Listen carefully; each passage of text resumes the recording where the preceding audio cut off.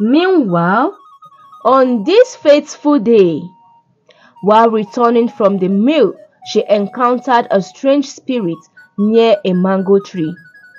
The spirit, with bird-like legs, 4 eyes and 3 ears, warned her not to reveal its existence. Terrified, Sade, against the spirit's warning, shared her encounter with other girls.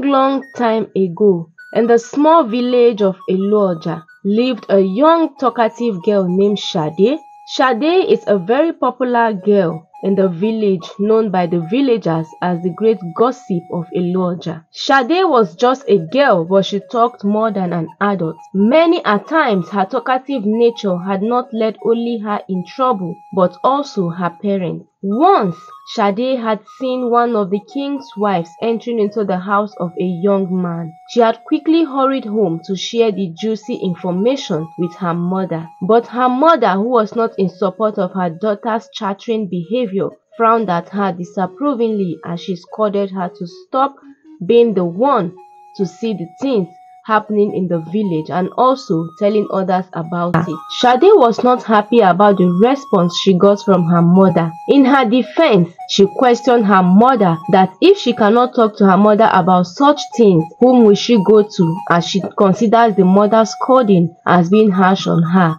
But in response, her mother told her that she could always talk to her, but that she's only telling her that she talks too much. Sade was hurt, but she still went on to persuade her mother to listen to her, as she emphasizes on the seriousness of what she had seen, and that if the mother doesn't want to hear the story, she will keep short. But Mama Sade looked at Sade, knowing fully well that her daughter could not keep her mouth shut, went on to tell her that it would be of great good if she shut up.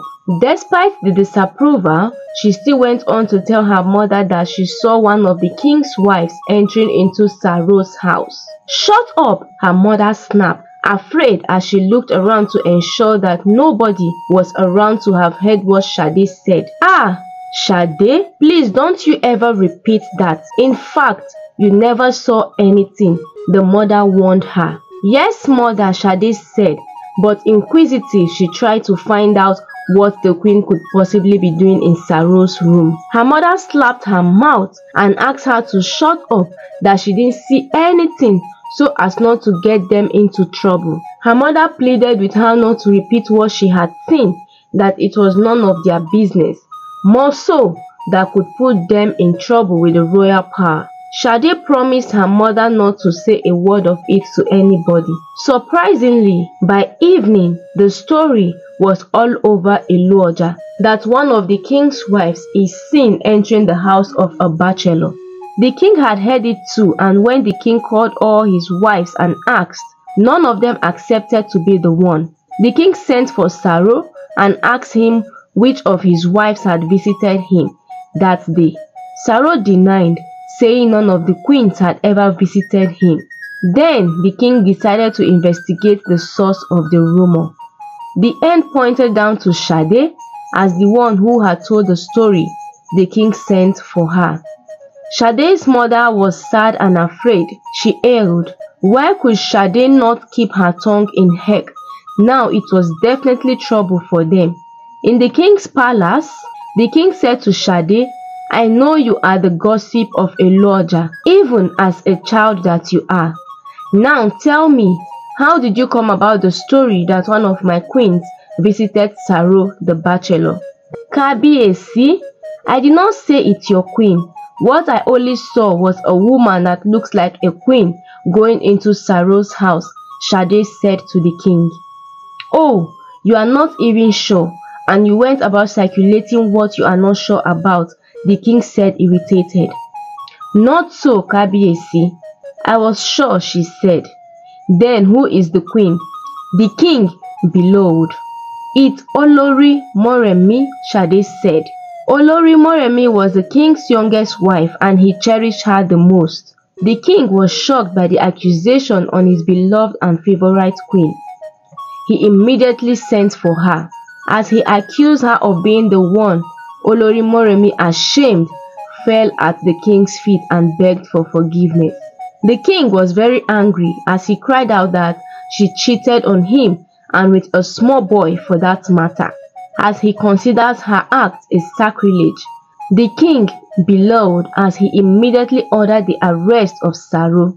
Saro was imprisoned while the king severed his marriage with Olori Moremi. The people of Ilu-Oja grew to dislike Sade because of her runny mouth. Her mother too was subjected to hate just for being the mother of the girl who talked dangerously and had even caused the queen her marriage and privileged position. Despite the condemnation, Sade remained unfazed. She kept to her gossiping. Her parents kept cautioning her and reminding her of the disaster her tongue had caused.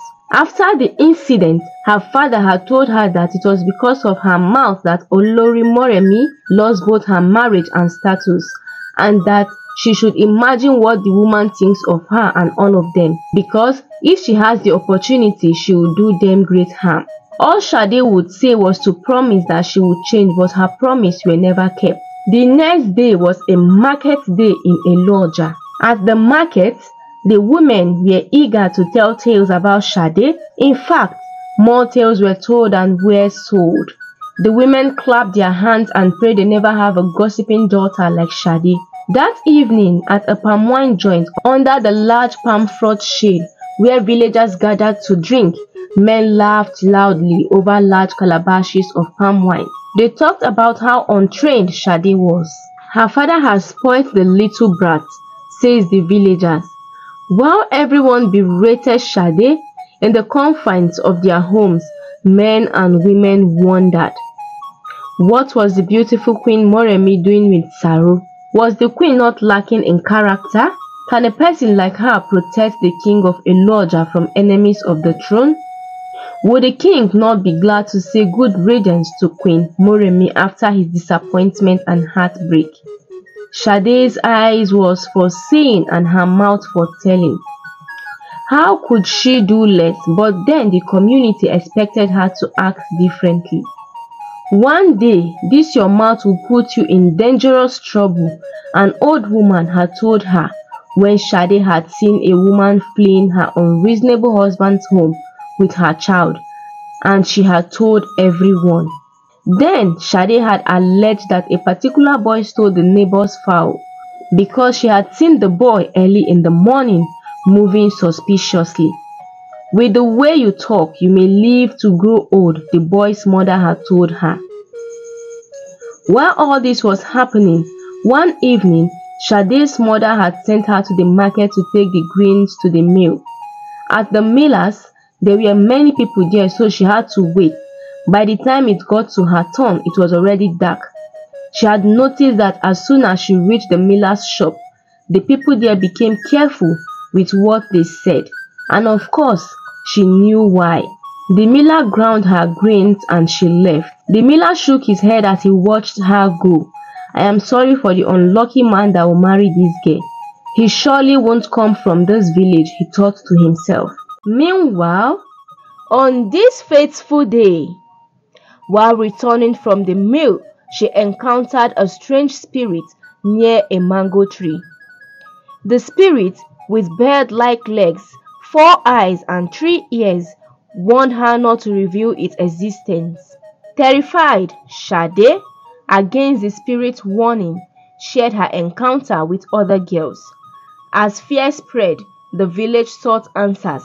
Sade's mother, aware of the potential consequences, urged her daughter to remain silent. However, the old woman perished.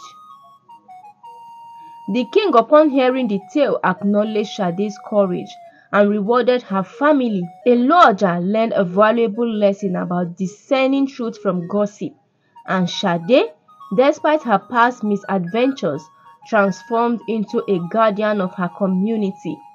Using her ability to see and speak wisely, the village, once disdainful, now respected her for exposing and eliminating the true evil that lurked among them.